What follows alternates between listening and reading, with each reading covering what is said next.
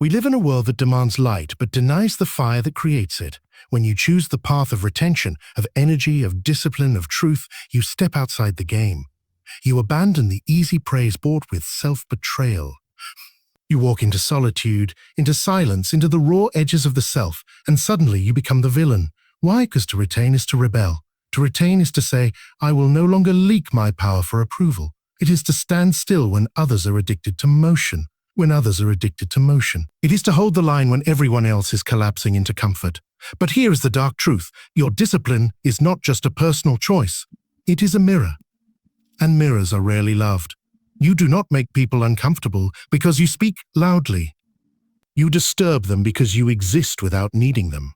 Because your silence reveals their noise. Because your presence speaks to a self they have buried. The energy you contain reflects the energy they've squandered, and so they call you arrogant, they call you cold, they call you fake, not because you are, but because you threaten the illusion they live in. This is the burden of becoming. To contain is to confront. You become the projection screen for every unclaimed shadow, every abandoned discipline, every whispered regret that never found air. You are not the villain. You are the symptom, you are the messenger of what they've refused to face in themselves. But do not retreat. The world will crucify what it cannot understand. And yet, every myth, every sacred story begins with a misunderstood man who dared to retain his truth. You will be hated. You will be labeled. You will be alone. But in that aloneness, you will find your soul. Because only when the world rejects you, you truly meet the self, the ancient, unshakable, eternal self, waiting at the bottom of the well. And in that meeting, you will no longer care if they call you villain. You will simply be whole, that there is something dangerously magnetic about a man who retains. He does not need to announce it. He does not need to preach. His very being, his stillness, his refusal to dissipate, it speaks louder than any sermon, and it is this quiet force that unsettles people far more than any act of aggression, because retention of energy, of sexual force, of speech, of reaction is a psychological provocation. Not to the rational mind. The rational mind can dismiss it, even admire it, but to the unconscious, it is a direct insult, a challenge, a mirror. The one who retains becomes a living projection screen onto which others cast their disowned parts. The fragments they've buried, the instincts they've repressed, the dreams they've surrendered in exchange for approval. You do not even need to speak. Walk into a room with your energy fully intact, not scattered in entertainment, lust, or attention-seeking, and you will see it. The shift, the discomfort, the eyes that won't meet yours, the joke suddenly told with a nervous edge. Because you represent something rare, a human being who has chosen not to leak, but what you likely don't see, and what is far more important is what's happening beneath the surface. People do not merely react to your presence. They remember something because of it, something primal. Something that was forced underground in childhood, a wild energy, a sovereign will, a godlike potential, but it was punished by teachers, parents, culture, and so it became what psychologists call the shadow, the rejected self, hidden but not gone. So when you begin to walk differently, to withhold your essence from cheap exchanges, to speak less but carry more, it reminds them, it awakens their forgotten fire, and most people are not ready for that kind of reckoning. They feel you as a threat, not because you have harmed them, but because you bring them face to face with their own compromises. You become, in their psyche, the other, the one who refuses to conform. And the collective, whether it's a group of friends or an entire society, is built upon unconscious agreements. Agreements like, we all numb ourselves a little, or we all give in now and then, and no one is really that disciplined. Your very existence violates the unspoken contract. And so the group turns. They laugh at you, dismiss you. They say you think you're better than them. They call it toxic masculinity, a rigidity, or a compensation. But these are not accurate assessments. They are defense mechanisms, psychological shields. Because it is easier to label you the villain than it is to look in the mirror. In truth, they are not reacting to you. They are reacting to what you mirror back to them. The selves they abandoned, the power they've outsourced, the choices they regret but won't admit. This is the burden of retention. It is not just personal discipline. It is symbolic warfare. Without knowing it, you become the enemy of every unconscious pattern in your environment. This is why people suddenly become uncomfortable with you, or even hostile, once you begin to retain. You haven't changed in any dramatic outward way, but internally you've reclaimed something. You've said, no more leakage, because silence is where the shadow speaks, and the one who retains forces everyone to hear it. Would you like me to continue with the next point in similar depth? Every true path begins with departure, not always from a place, but from a pattern. The man who chooses retention, who chooses to hold rather than spill, contain rather than chase, begins to cross a threshold few are willing to even acknowledge. And the moment he steps onto that inner road, isolation begins its slow descent. It is not a punishment. It is not a phase. It is not something to be healed. It is the architecture of the journey itself. Because in a world addicted to diffusion, any act of inner consolidation is seen as rebellion. The man who retains, whether it's his sexual force, his emotional energy, his creative essence, is not merely adopting a discipline. He is becoming a mythic figure. Not in the romantic sense of being admired, but in the ancient sense of becoming marked, chosen, set apart, marked, chosen, set apart. He enters a psychic current that humanity has always known, the lone hero, the wandering mystic, the stranger among his own people. At first, this isolation feels circumstantial. Friends drift, conversations lose flavor. Parties become noise. He tries to explain himself, but finds no words sharp enough to cut through the fog of the ordinary. What once felt nourishing now tastes synthetic. What once felt like home now feels like a distraction. But slowly, the man realizes this isn't an external issue. It's an internal law. The more energy he retains, the more presence he generates. The more presence he generates, the more others sense, often unconsciously, that he is no longer a one of them. He has stopped leaking. He has stopped seeking. He has stopped seeking. He has stopped playing the unspoken social games, trading vitality for validation or charisma for conformity. He is not better. He is simply becoming whole. And wholeness always creates tension in a fragmented world. So people begin to shift. Not always with malice. Sometimes with subtle avoidance, polite withdrawal, surface-level praise that conceals deeper discomfort. They don't know why they feel off around him, but they do. Something in him no longer offers them a foothold for their projections. Something in him no longer invites small talk, empty gestures, or habitual roles. He becomes a psychic outlier. This is the part of the path no one speaks about. The loneliness that is not born from lack of company, but from the loss of resonance. From realizing that most relationships were built on shared wounds, shared distractions, shared avoidance, and now none of those are available. The man who retains becomes an existential mirror. And in that mirror, most people see not connection, but confrontation, and so he walks alone. Not because he chooses to be superior or unreachable, but because the very act of retaining, of refusing to dissipate into the collective dream, demands solitude. The fire he carries cannot be explained. It must be protected. His silence is not coldness. It is a crucible. He is not lonely in the childish sense of wanting company. He is lonely in the archetypal sense. The way a seed is lonely underground, the way a sword is lonely in its forge, the way a prophet is lonely in a land addicted to idols. This is the deep cost of the path. To become sovereign is to outgrow dependency. To become full is to become unfamiliar. To become whole is to become threatening. The world does not reject you because it sees who you are. It rejects you because it can no longer use you as it once did.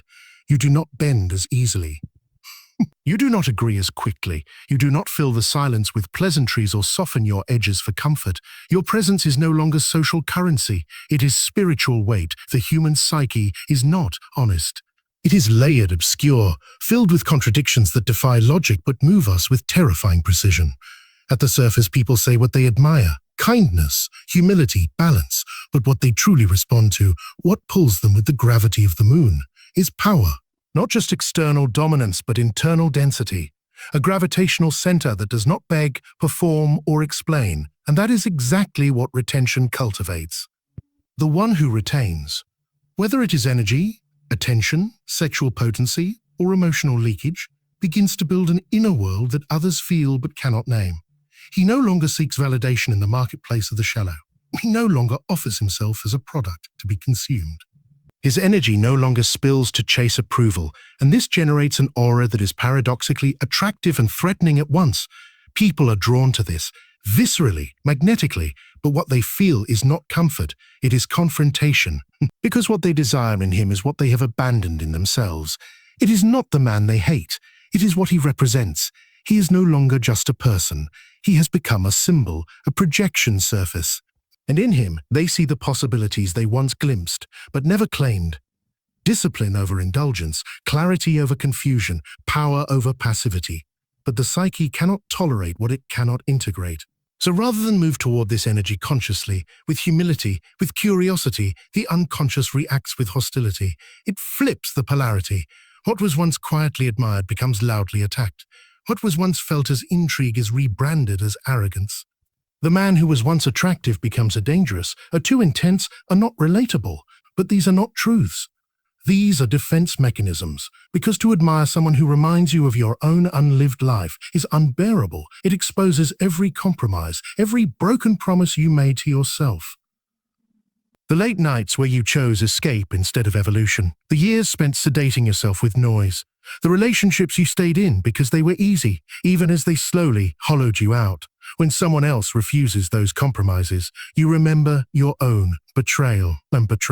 And memory, when too painful, must be masked. So instead of facing it, the unconscious uses a shortcut: resentment. It is easier to despise the disciplined man than to confront what he reveals. It is easier to mock the sovereign than to confront one's servitude. It is easier to label the full man as egotistical than to confess your own emptiness. The hatred is real, but it is not pure. It is laced with longing. This is why their words and their eyes don't match. They might criticize him, but their gaze lingers. They might dismiss him, but their body betrays curiosity. They are watching something ancient, something that echoes through myth and dream. Frame. Not a man, but an archetype, the one who holds instead of spills, who waits instead of reacts, who builds instead of consumes. And that image terrifies them, because once seen, it cannot be unseen. It cannot be unseen. Once felt, it begins to whisper in their own soul, the part they've tried to silence. You were meant for more than this. But if they let that voice grow, they would have to change everything. Their relationships, their routines, their self-image, and change is death to the false self. So instead, they protect their identity by killing the symbol. Not literally, but psychologically, through gossip, through mockery, through distance. The deeper the desire, the sharper the disguise. They dress envy in the robes of morality. They weaponize language to mask insecurity. He's too intense. He's clearly overcompensating, and nobody really lives like that. They tell themselves these things not because they are true, but because they must be true, or else everything they've built in avoidance begins to crack. There is a particular rage the world reserves for those who stop being accessible. It is not the rage of betrayal or injustice. It is deeper, more primitive. The rage of abandonment felt by the child when the parent no longer responds to its cries. The one who begins the path of retention, who begins to hold rather than give on demand, to conserve rather than perform, triggers this very wound in others. And they will not admit this. They will not say, your refusal makes me feel unseen, unimportant, forgotten. Instead, they will craft a simpler story. You've changed. You're selfish. You think you're better than everyone. But these are masks. Beneath them is a subtle but sacred crime. You are no longer available for dysfunction. Not emotionally, not energetically, not psychologically. You have stepped out of the unwritten contract, the one that says, I will stay entangled with your chaos so that we both feel needed. But when you begin to retain your seed, your words, your reactions, you begin to sever the cords of mutual dependence. You begin to starve the dynamics that once fed on your participation. And in doing so, you commit the ultimate heresy in a codependent world. You become sovereign. But sovereignty is a disruption. To those who have built their identity on being needed, your absence feels like violence. Your silence feels like betrayal. Your refusal to engage with their drama becomes an attack. Not because you harmed them, but because you refused to be their supply. You are no longer a reservoir for their pain. You are no longer a reliable echo chamber for their victimhood. You are no longer the dependable recipient of their projections. And because you no longer leak energy, you no longer offer a psychic foothold for those who feed on energy, leaks, nakukridigs. You slip through their grasp. They can't manipulate what they can't move. They can't provoke what doesn't react. They can't entangle what has cut the tether. So they turn you into the villain, not because you are malicious, but because your absence threatens their architecture. Absence threatens their architecture. You expose the truth they cannot face. They were never relating to you. They were using you as a mirror. as an emotional sponge, as a distraction from themselves. When you become unavailable, they are forced to sit with what remains, themselves. And many people have spent their entire lives avoiding that confrontation. You, in your absence, become the architect of their reckoning. And for that, they will not forgive you easily. They will lash out. They will rewrite history. They will gather allies. They will make you the problem, the aggressor, the narcissist, the changed one. They will say you became cold, when in truth, you became clear. They will say you abandoned them, when in truth, you stopped abandoning yourself. But no explanation will satisfy them, because it is not explanation they want. They want you back in the role, back in the loop, back in the dynamic where your energy was available to regulate theirs, where your presence filled their void, where your reactions made them feel significant, where your willingness to absorb chaos gave their chaos meaning. They don't want you. They want your availability. Retention demands withdrawal, not out of spite, but necessity. The alchemical process of building energy, consolidating identity, and clarifying soul purpose requires space. Inner space, psychic space, emotional space, and that means no longer giving out pieces of yourself to keep the peace, soothe the wounded, or maintain false harmony. You are not available, not because you don't care, but because you finally do. There is a quiet machinery to the world, a structure invisible to most, yet deeply felt by all. It hums beneath social rituals, beneath success stories, beneath every handshake and smile exchanged under the watchful eye of the collective. And its rhythm is simple. Be like us, or be alone. From birth, it begins. The child who is too intense, too curious, too sensitive, too wild, is guided, nudged, corrected, not out of cruelty, but out of fear. The fear that he won't fit, that he will be left out, that he will not be accepted by the tribe. And so the pressure begins. Suppress the depths, present the mask, adopt the language of belonging. He learns early that truth is not valued. What's valued is appearance. He learns that people do not want to know how he really feels. They want him to say what makes them comfortable. He learns that mastery, unless it's monetized, is ignored. That silence, unless it's passive, is threatening. That power, unless diluted, must be mocked. He learns that the more honest he becomes, the less approval he receives, and so most conform. Not outwardly all at once, but slowly, by bleeding out their depth in exchange for comfort.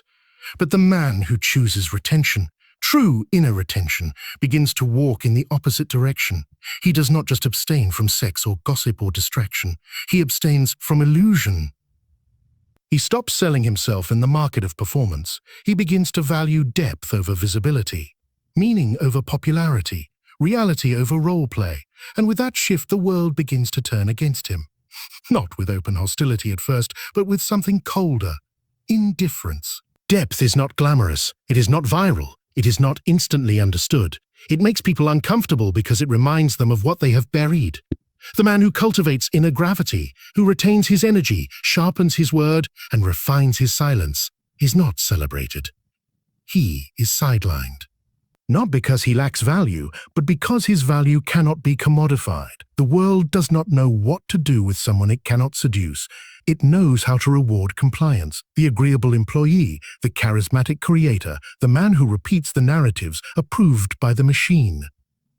Inner machine. It knows how to reward the polished surface, the easy label, the digestible archetype, but it recoils at the one who chooses to be unmarketable, unyielding, unknowable.